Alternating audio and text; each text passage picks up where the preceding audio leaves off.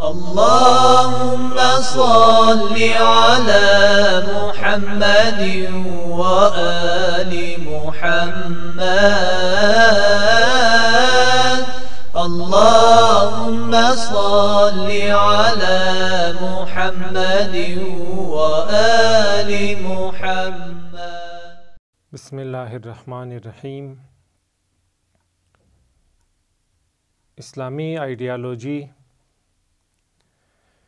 یا مکتب اسلام کچھ بنیادی نظریات پر قائم ہے جنہیں اصول دین کہا جاتا ہے. تمام تر اسلامی تعلیمات، عملی زندگی، اخلاقیات اور جتنے بھی اصول اور قوانین ہیں وہ اسلام کے ان بنیادی نظریہ کائنات پر قائم ہیں جنہیں اصول دین کہا جاتا ہے. اصول دین کا بنیادی ترین نظریہ توحید کا عقیدہ ہے، جس میں خدا کا وجود ثابت کیا جاتا ہے اور خدا کی صفات پر بحث کی جاتی ہے. اصول دین کا دوسرا بنیادی نظریہ عدل کہلاتا ہے، یعنی خداوند متعال عادل ہے اور وہ کسی پر بھی ذرہ برابر ظلم نہیں کرتا. انہی دو بنیادی نظریات سے اسلام کا تیسرا بنیادی نظریہ نکلتا ہے جسے نبوت کہتے ہیں. عقیدہ نبوت کا معنی یہ ہے کہ اللہ تعالیٰ نے انسان کی ہدایت اور انسان کی تربیت کے لیے 1,24,000 رہنما اور رہبر بھیجے ہیں. 1,24,000 معصوم اور خطاؤں سے پاک، علم لدنی سے لبریز رہنما اور رہبر بھیجے ہیں. ان معصوم الہی رہبروں کو نبی کہتے ہیں یا انبیاء کہتے ہیں. پیغمبر اور رسول یہ الفاظ بھی دیے جاتے ہیں. اسی عقیدے کو عقیدہ نبوت کہتے ہیں، اور عقیدہ نبوت کا آغاز توحید اور عدل سے ہی ہوتا ہے، جہاں توحید میں یہ ثابت ہوتا ہے کہ اللہ تعالیٰ نے اس کائنات کو اور انسان کو بنایا ہے، اور اللہ تعالیٰ کی ایک صفت بیان ہوتی کہ اللہ جو اتنے عظیم علم اور اتنی عظیم طاقت کا مالک ہے وہ حکیم بھی ہے، وہ حکمت والا ہے.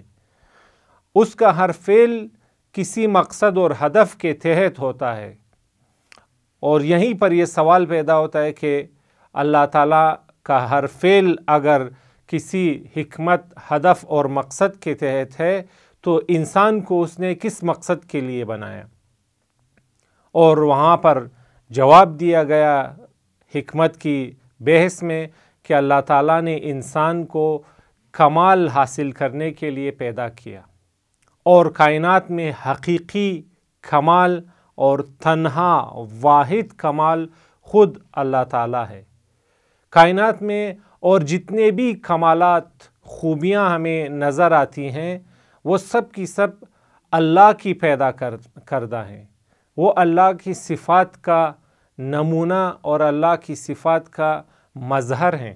حقیقی کمال فقط اور فقط خدا ہے. پس اللہ تعالیٰ نے انسان کو ایک مقصد کے لیے خلق کیا اور وہ کمال حاصل کرنا ہے، اور کمال تنہا اور تنہا اللہ کی ذات ہے. پس انسان کی خلقت کا مقصد یہ ہے کہ وہ اللہ تک پہنچے. انسان کی خلقت کا مقصد کمال حاصل کرنا ہے، یعنی اللہ تعالیٰ تک پہنچنا ہے. اب سوال یہ پیدا ہوتا ہے کہ اللہ تعالیٰ نے انسان کو بے شک کمال حاصل کرنے کے لیے پیدا کیا ہے، اور وہ کمال فقط اس کی ذات ہے.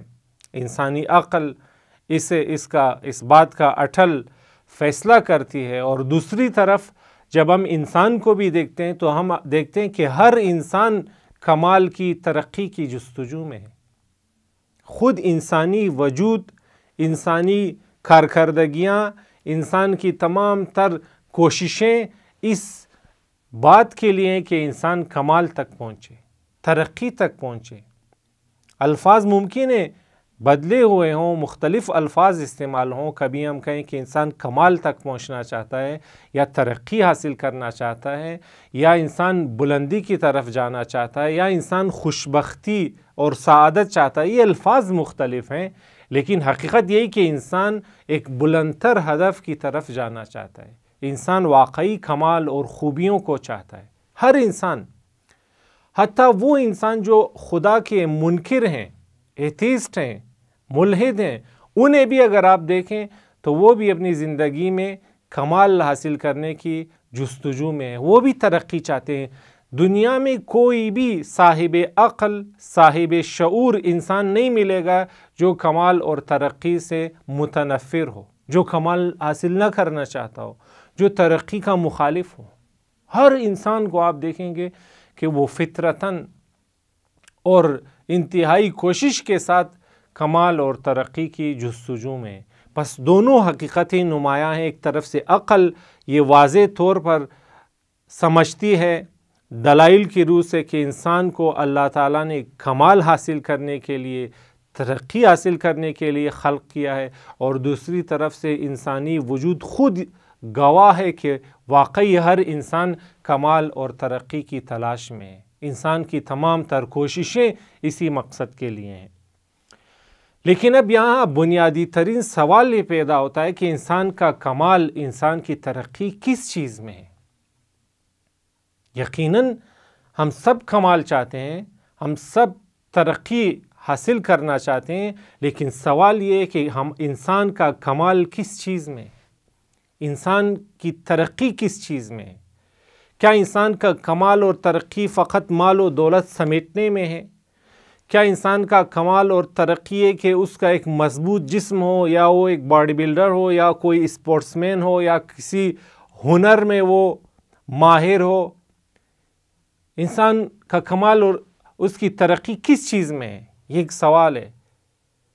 اور انسان اس کمال اور ترقی تک کس طرح پہنچ سکتا ہے؟ دوسرا یہ اہم سوال ہے۔ پہلا سوال یہ کہ انسان کا کمال اور اس کی ترقی کس چیز میں ہے؟ جب اس کا جواب مل جائے اور وہ ہدف اور وہ مقصد مشخص ہو جائے، معین ہو جائے، تو دوسرا سوال یہ کہ اس کمال اور ترقی تک انسان کیسے پہنچے؟ اس کی راہ کیا ہے؟ اس راہ میں کون سے خطرات حائل ہیں؟ کون سی رکاوٹیں ہیں؟ کون سی مشکلات ہیں؟ یہ وہ سوالات ہیں جنہیں انسان اپنی عقل اور اپنی معلومات سے نہیں حاصل کر سکتا۔ یہ وہ سوالات ہیں جن کا درست اور کامل جواب انسان اپنے علم اور اپنی عقل سے حاصل نہیں کر سکتا، اس لیے کہ انسانی عقل اور انسانی علم محدود ہیں۔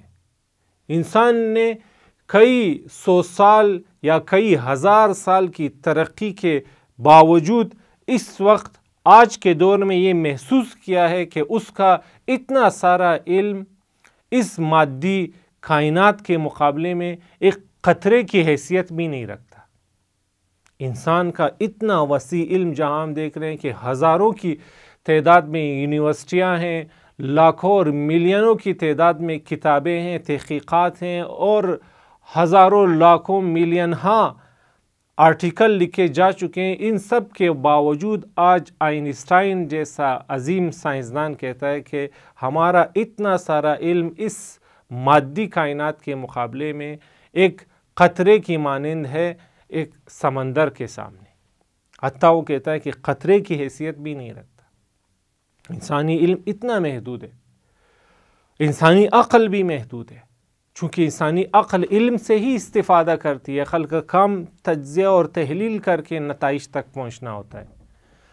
پھر انسانی عقل اور انسانی علم محدود ہونے کے ساتھ ساتھ خطا پذیر بھی ہیں۔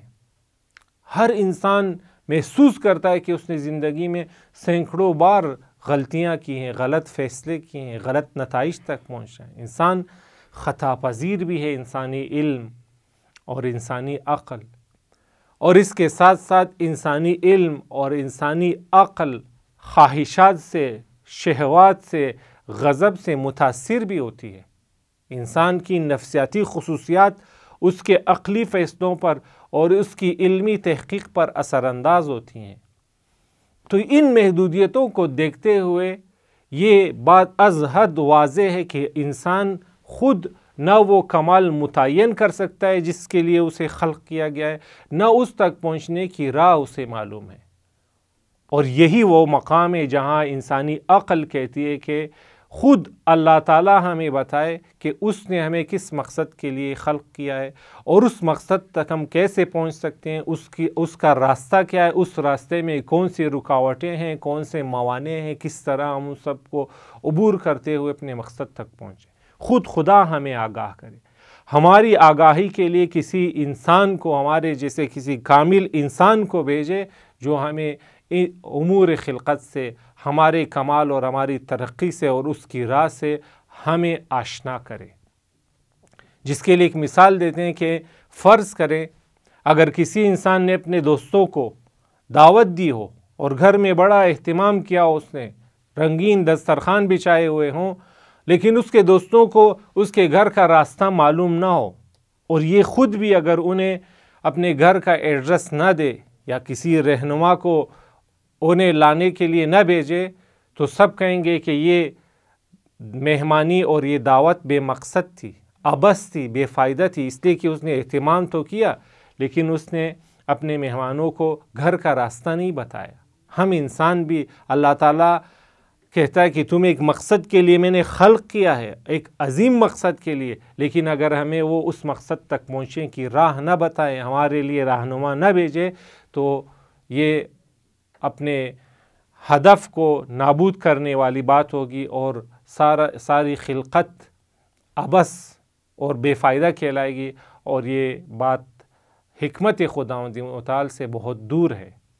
پس ان باتوں کا نتیجہ یہ ہوتا ہے کہ انسان کمال حاصل کرنے کے لیے، کمال کی راہ پہچاننے کے لیے ایک معصوم رہبر اور رہنما کا محتاج ہے، اور یہی وہ مقام ہے جہاں عقیدہ توحید، عقیدہ نبوت پر منتہی ہوتا ہے، اور انسانی عقل دلیل کے ساتھ یہ فیصلہ کرتی ہے کہ انسان کو نبی کی ضرورت ہے، ایک الہی رہبر کی ضرورت ہے جو اسے کمال تک پہنچنے کی راہ اور طور طریقے بتائے۔